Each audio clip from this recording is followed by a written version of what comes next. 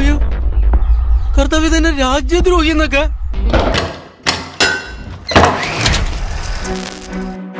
എമ്പുരാൻ വീണ്ടും re edit ചെയ്തിറക്കാൻ തീരുമാനമായത് എല്ലാവരും ഇതിനോടകം അറിഞ്ഞിട്ടുണ്ടാകും. ഇത്ര വലിയ ആശയ അഭിപ്രായ സ്വാതന്ത്ര്യങ്ങളുടെ പ്രസംഗങ്ങൾ നടത്തുന്ന കപട സാഹിത്യ സദാചാരവാദികൾക്കൊന്നും ഈ വിഷയത്തിൽ ഒന്ന് പ്രതികരിക്കാൻ പോലും ത്രാണിയില്ല. ആദ്യ 30 മിനിറ്റിൽ കാണിക്കുന്ന ഗുജറാത്ത് കലാപരംഗങ്ങൾ കുറയ്ക്കും. കേന്ദ്ര സർക്കാരിന് എതിരായവരെ ദേശീയ ഏജൻസി കേസിൽ കൊടുക്കുന്നതായി കാണിക്കുന്ന ഭാഗങ്ങളിൽ വീണ്ടും മാറ്റങ്ങൾ വരുത്തും.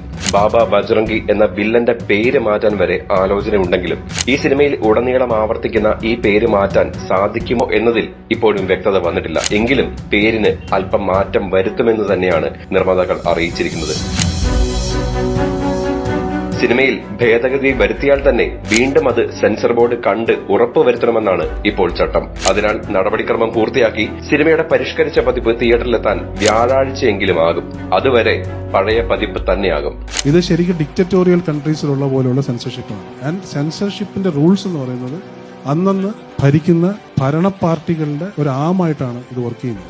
ചുറ്റും അസഹനീയമായ വെറുപ്പിന്റെ ഹേറ്റ് ക്യാമ്പയിനുകളും മലയാളം ഇതുവരെ കാണാത്തത്ര രൂക്ഷമായ ഭാഷയിലുള്ള വ്യക്തിഹത്യയും സോഷ്യൽ മാധ്യമങ്ങൾ വഴി മുഖംമൂടി ധരിച്ച് സ്വന്തം പേര് പോലും പറയാൻ ത്രാണിയില്ലാത്ത ഫേക്ക് അക്കൌണ്ടുകളിൽ നിന്നും നിരവധി വ്യാജ പ്രചരണങ്ങൾ പ്രചരിപ്പിക്കുന്ന ഒരു കൂട്ടം വർഗീയ കോമരങ്ങൾ.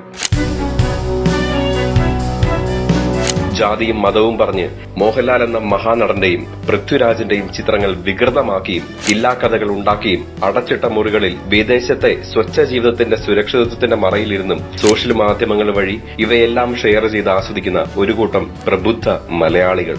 അവർ സിനിമയുടെ തിയേറ്റർ കോപ്പി പ്രചരിപ്പിച്ചും സിനിമയെ ആവോളം ഡീഗ്രേഡിംഗ് നടത്തിയും ഒരു വലിയ സിനിമയെ നശിപ്പിക്കാൻ തന്നാലാവത് ശ്രമിച്ചുകൊണ്ടേയിരിക്കുന്നു. സിനിമ ഇഷ്ടപ്പെട്ടിട്ടില്ലെങ്കിൽ സിനിമയുടെ കുറവുകൾ പറയണം. തങ്ങളുടെ രാഷ്ട്രീയത്തിനെതിരെ സംസാരിക്കുന്ന വ്യക്തികളുടെ ജീവിതത്തിൽ നുഴഞ്ഞു കയറി അവരെ മാക്സിമത്തിൽ തകർക്കാൻ നോക്കുകയല്ല വേണ്ടത്.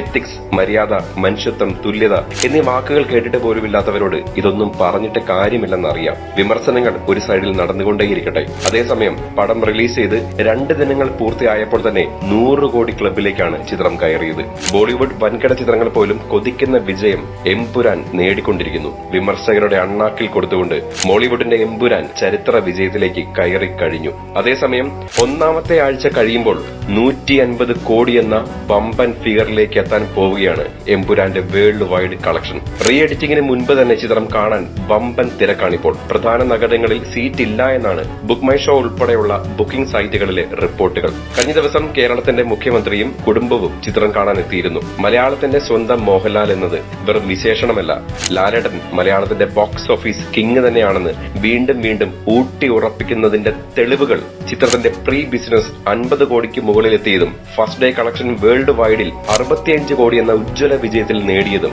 കേരളത്തിൽ ആദ്യമായി 15 കോടി ഫസ്റ്റ് ഡേ കളക്ഷൻ റെക്കോർഡിട്ട് നേടിയതും ഓവർസീസ് കളക്ഷൻ 43.93 കോടി ആണ് കളക്ട് ചെയ്തത്. GCC രാജ്യങ്ങളിൽ മാത്രം ചിത്രം ആദ്യ ദിനത്തിൽ 23 കോടിക്ക് മുകളിൽ കളക്ഷൻ നേടി. റീ എഡിറ്റിംഗ് വാർത്ത വന്നതിന് പിന്നാലെ ഞായറാഴ്ച മാത്രം ബുക്കിംഗ് നടന്നിരിക്കുന്നത് 8 കോടി 20 ലക്ഷം രൂപയുടെ ഓൺലൈൻ ബുക്കിംഗ് ആണ്. അതും കേരളത്തിൽ നിന്നും മാത്രം. ഇങ്ങനെയൊക്കെ എത്രയൊക്കെ ഇല്ലാതാക്കാൻ നോക്കിയാലും അതിന്റെ 10 മടങ്ങ് ശക്തിയിൽ കുതിച്ചു കയറുക തന്നെ ചെയ്യും. കാരണം ആ ബ്രാൻഡിന്റെ പേര് മോഹൻലാൽ എന്നാണ്. അതാണ് കേരളത്തിന്റെ ചരിത്രം. സാമ്പത്തിക വിജയങ്ങൾക്കപ്പുറം മോഹൻലാൽ എന്നത് മഹാവിജയങ്ങൾ നൽകാനും മലയാള സിനിമയുടെ നെടുംതൂണായി നിൽക്കാനും ശേഷിയുള്ള ഒരു സൂപ്പർ ബ്രാൻഡ് തന്നെയാണെന്ന് ഉറപ്പാക്കാൻ ഇതിൽ കൂടുതൽ എന്ത് വേണം? 1-2 കുറവുകൾ സംഭവിച്ചതിനെ ഇരട്ടിപ്പിച്ച് പറഞ്ഞു. പടം ഇതുവരെ ഒന്ന് കാണാൻ പോലും ശ്രമിക്കാതെ വല്ലവനും വാട്സാപ്പിലും ഇൻസ്റ്റയിലും ഛർദ്ദിച്ചത് വാരി തിന്ന് നെഗറ്റീവ് ട്രോളുകൾ ഉണ്ടാക്കി അത് സ്വന്തം മൊബൈലിലൂടെ ഷെയർ ചെയ്ത് ആത്മനിർവൃതി അണയുന്ന വാണക്കുറ്റികൾ അത് തുടർന്നുകൊണ്ടിരിക്കട്ടെ. അതൊന്നും ശ്രദ്ധിക്കാൻ സമയം കൊടുക്കാതെ വിജയങ്ങളുടെ പടികൾ ഓരോന്ന് കയറിക്കൊണ്ട് മോളിവുഡിന്റെ യഥാർത്ഥ സിക്കാടയും അദ്ദേഹത്തിന്റെ സൈന്യാധിപനും മുന്നോട്ട് തന്നെ പോവുക ചെയ്യും. മോളിവുഡിന്റെ മാത്രമല്ല ഇന്ത്യൻ സിനിമയുടെ ഒരേ ഒരു എമ്പുരാനായി ലാലേട്ടനും മികച്ച സംവിധായകൻ തന്നെയാണെന്ന് വീണ്ടും തെളിയിച്ചുകൊണ്ട് പൃഥ്വിരാജ് സുകുമാരനും ആശീർവാദ് സിനിമാസും മുന്നോട്ട് തന്നെ പോകട്ടെ. ഈ BGM എന്ന് പറയുന്ന സംഭവം വിഷ്വലി കാണുമ്പോൾ അങ്ങ് വരുന്നതാണ്, അല്ലാതെ BGM മാത്രം ഒരു പടത്തിന് രക്ഷപ്പെടുത്തില്ല. ഈ വിഷയത്തിൽ നിങ്ങളുടെ അഭിപ്രായങ്ങൾ ഈ വീഡിയോയ്ക്ക് താഴെ കമന്റായി രേഖപ്പെടുത്തൂ. കൂടുതൽ സിനിമാ വിശേഷങ്ങൾക്കും മറ്റ് വാർത്തകൾക്കുമായി ഇപ്പോൾ തന്നെ സബ്സ്ക്രൈബ് ചെയ്യൂ മൂവി ഡാസിൽസ്.